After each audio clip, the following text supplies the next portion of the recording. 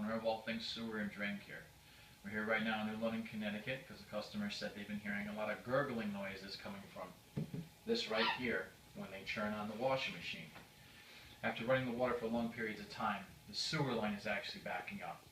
So what we're going to do is high pressure water jet and video camera inspect this sewer line right here. This goes right out to the septic tank, and we're going to go ahead and flush that all out, make sure it's good to go, and also inspect the tank while we're out there because we can see clearly with the camera.